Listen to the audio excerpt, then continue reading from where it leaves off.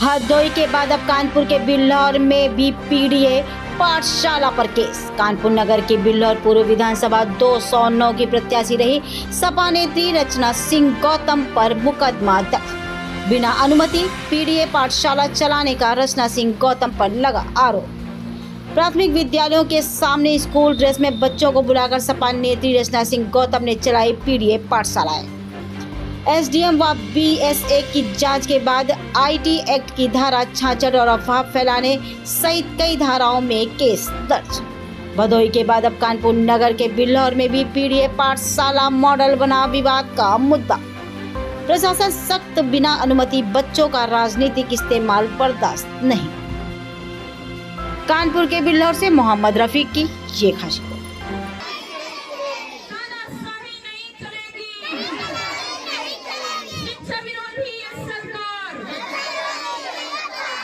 ये विरोध करना बहुत जरूरी है।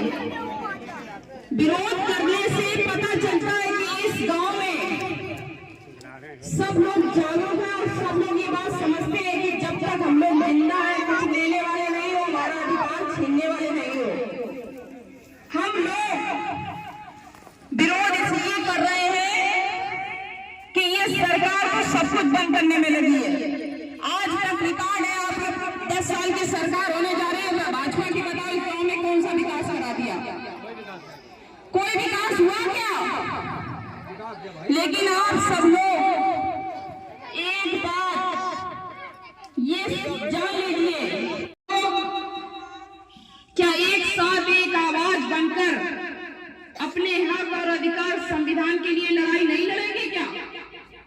हमें लड़ना पड़ेगा और अपने विद्यालय को बंद नहीं होने देना है, क्योंकि ये सरकार जानती है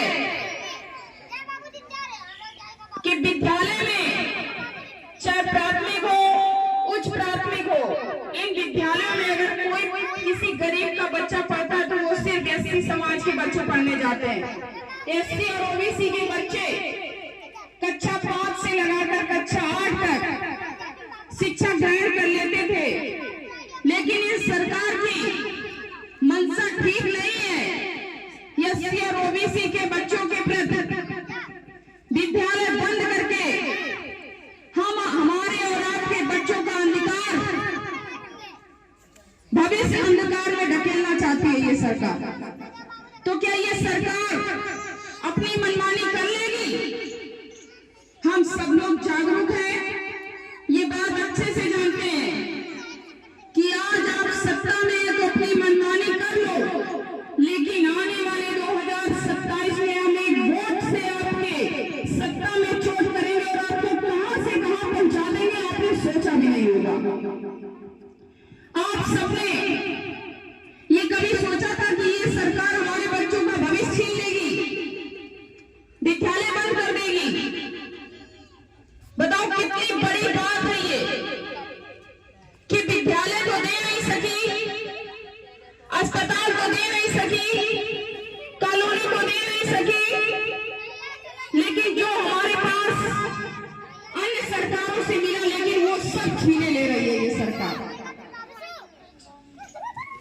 तो हम आप सबको कहने आए हैं कि हम सब लोग एक साथ एक आवाज बनकर ये लड़ाई लड़ेंगे कि हमारा विद्यालय मत छीनो हमसे, हमारे बच्चों का भविष्य हमसे मत छीनो, क्योंकि हमारे बच्चे कक्षा 8 और 5 से जब पढ़ लेते थे तो कोई ये नहीं कह सकता था कि हमारे बच्चे अनपढ़ हैं। अगर हमारे गांव में, घर में कोई कागज, कोई अधिकारी, कोई प्रशासन, कोई शासन का कोई भी व्यक्ति आता है तो हमारा बच्चा, हमारे बच्चे, हमारी बेटी, हमारा बेटा पढ़कर को बता देता है कि क्या अधिकारी लेकर आया था और क्या कहने आया था। सरकार द्वारा जो विद्यालय बंद किए जा रहे थे उसी को लेकर हमारे राष्ट्रीय अध्यक्ष श्री अखिलेश यादव जी के निर्देश पर हम जो स्कूल बंद किए जा रहे थे उन्हीं के बच्चों को लेकर हम पीडीए पाठशाला में उन बच्चों को शिक्षा दे रहे थे। लेकिन सरकार के दबाव में आकर बीएसए के अधिकारी ने हम पर मुकदमा दर्ज करा दिया कि हम पीडीए पाठशाला लगाकर बच्चों को शिक्षा ना दे पाएं। लेकिन मैं भी चेतावनी देती हूँ कि कितने मुकदमे आप हम पर लगाएंगे, हम ऐसे ही पीडीए पाठशाला निरंतर जारी रखेंगे, अपने बच्चों को, दलित ओबीसी के बच्चों को शिक्षा देते रहेंगे। क्या शिक्षा देना इतना गुनाह है कि हम पर मुकदमा लगा दिया गया? आप लगाइए मुकदमा, हम पीडीए पाठशाला निरंतर जारी रखेंगे, अपने समाज को जागरूक करते रहेंगे, शिक्षा देते रहेंगे।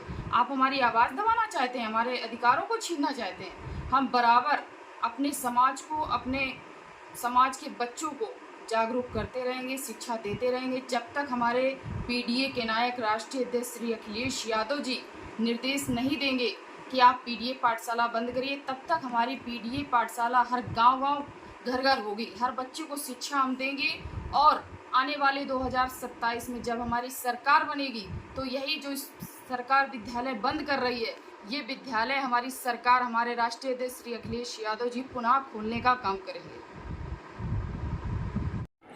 खंड शिक्षा अधिकारी बिल्हौर द्वारा कल थाना अरौल पर एक प्रार्थना पत्र दिया गया है, जिसमें श्रीमती रचना सिंह गौतम के विरुद्ध कतिपय आरोप अंकित किए गए हैं, जिसमें उनके द्वारा बच्चों के मध्य भ्रम फैलाया जा रहा है कि विद्यालय बंद होने वाले हैं और इसी तरह सोशल मीडिया पर विभाग की छवि धूमिल करने आदि के आरोप अंकित किए गए हैं।